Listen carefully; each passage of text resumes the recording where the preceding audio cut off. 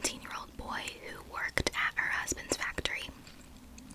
She invited him over to her home to fix her sewing machine, and it is said that when he arrived, she was only wearing her stockings and a robe, and their affair started like immediately.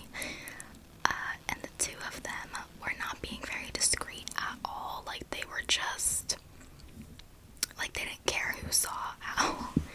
And neighbors started asking Dolly who the mystery man was that kept coming over while her husband was at work. And she said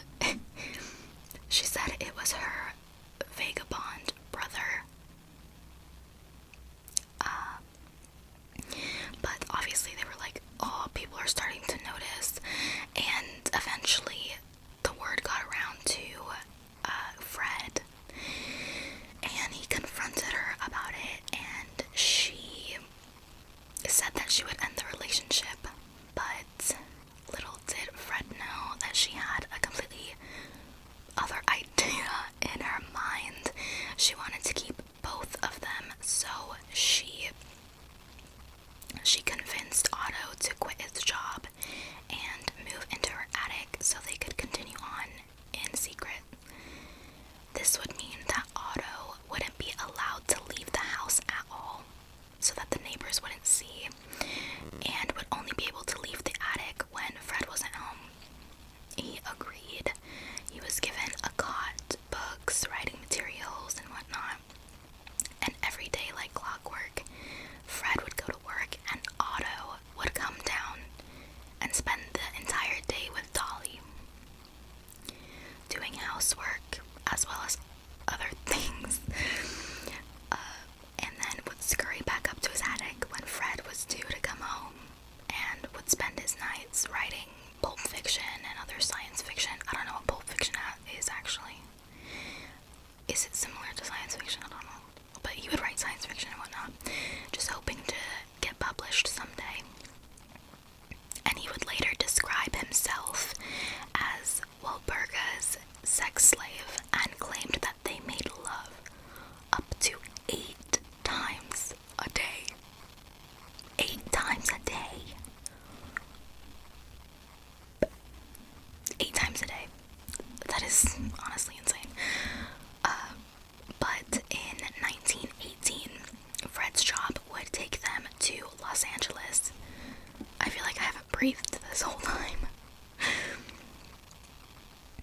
But in 1918, Fred's job would take them to Los Angeles, and Dolly only agreed to move if she was the one who picked their new home. And obviously, she deliberately chose one that had an attic, which was pretty rare in Los Angeles. I don't know if it's still rare, probably. So that Otto could move with them and she could continue on her affair with him. So she chose one with an attic, and Otto settled into the attic ahead of them. And when Dolly arrived, their affair continued for another 4 years. And then, on August 22nd, 1922, neighbors heard gunshots coming from the Ostrich home. Police arrived to find Fred shot dead and Dolly locked in a closet. When questioned, she said that there had been an armed robbery and they had stolen some of their valuables. They were immediately skeptical, but there wasn't proof of anything else, so she was eventually let go.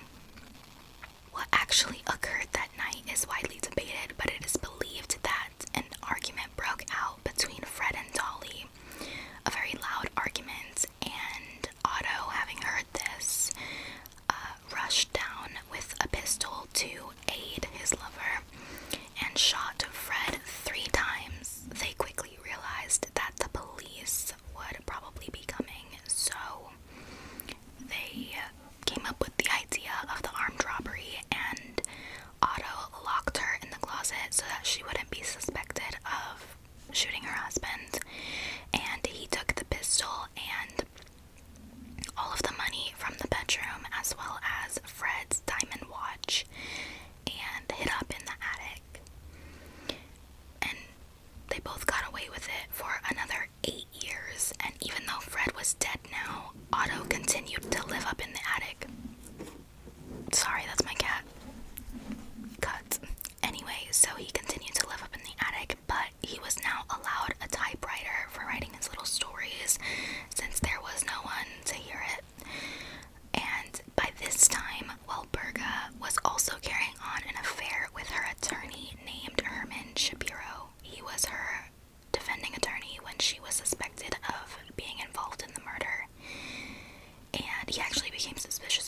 involvement when she very dumbly, literally, I don't know why she did this, so idiotic, but she gifted him the diamond watch that was apparently stolen by the robbers when her husband was murdered, and she tried to play it off by saying like, oh, I found it later in the yard, they must have dropped it when they were fleeing, or like abandoned it when they were fleeing. So I don't know why she did that. She was also having an affair with another man named Roy Clum, and he eventually found out that Dolly was also seeing Herman Shapiro, and he got mad, obviously. So he went to the police and snitched on her, saying that she had given a pistol to him to dispose of in the La Brea tar pits. And a bit later, it came out that she had given her neighbor another pistol to get rid of as well, because it looked too much like the gun that killed her husband, and she didn't want to get in trouble. So he buried it under one of his rose bushes. Both pistols were recovered, and both were the same caliber as the gun that was used in the murder, so Dolly was arrested. And while in jail, she told Shapiro that her vagabond half-brother was living in her attic, and asked if he could go check on him. When Shapiro did so, he was met with a very gaunt-looking Otto, and Otto then explained the true nature of his relationship with Dolly and confessed to his involvement in the murder. He was then arrested and tried and convicted for manslaughter, but was later released because the statute of limitations was up. He then changed his name